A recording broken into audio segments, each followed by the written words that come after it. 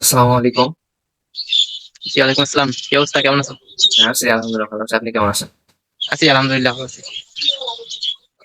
আমি একটা ইন্টারভিউ নিতে যাচ্ছি আপনার। সেটা হচ্ছে আপনি যেহেতু অনেকদিন ধরে কৃষি কাজের সঙ্গে জড়িত আছেন, সেক্ষেত্রে কৃষি সম্পর্কিত একটা ইন্টারভিউ নিতে যাচ্ছি। আপনি কি রাজি আছেন? জি, জি অবশ্যই। বলতে পারেন সমস্যা নেই। তাহলে আপনার নাম কি? আমার নাম মিস্টার রাফি। হুম। আপনি আপনার বয়স কত? বয়স ৩২ বছর।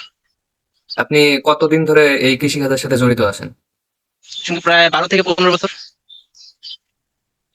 বর্তমানে কি ধরনের চাষাবাদ করতেছেন? প্রথম হচ্ছে পাট চাষ। আপনি কতটুকু জমিতে চাষাবাদ করতেছেন? বর্তমানে আমার ১ একর জায়গার মধ্যে পাট চাষ করা আছে। এটা প্রতি বছর আরকি ওঠানামা করে। কিছু, কিছু বছর এর চেয়ে বেশি করা হয়, অনেক সময় এর চেয়ে কমও চাষ করা হয়। আহ, বর্তমানে যে আপনি চাষাবাদ করতেছেন সেটাকে আগের তুলনায় আপনার ফলনের কি কোনো পরিবর্তন হয়েছে?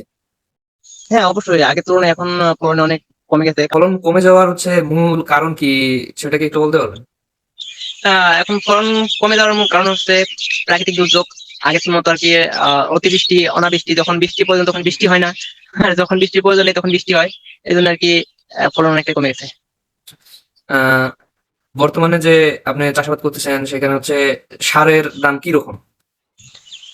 সারের দাম আগের তুলনায় অনেকটা বেড়ে গেছে। এজন্য আরকি এখন আর ইনকামও কমে গেছে।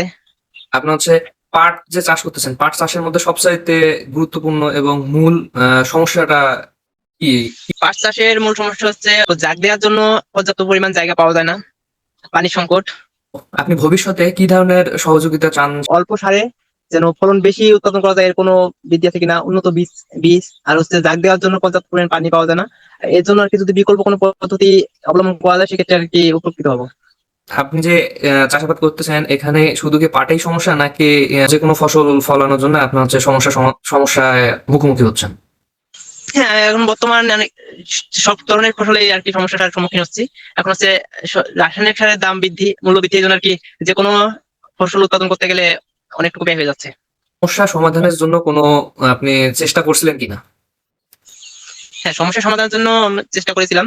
আমরা হচ্ছে অতিরিক্ত আগে মানে যখন সমস্যায় পড়েছি তখন হচ্ছে যে পরিমাণ রাসায়নিক সার ব্যবহার করতাম, সমস্যার সমাধানের জন্য অতিরিক্ত সার ব্যবহার করেছিলাম। কিন্তু হচ্ছে ফলাফল আশানুরূপ হয়নি।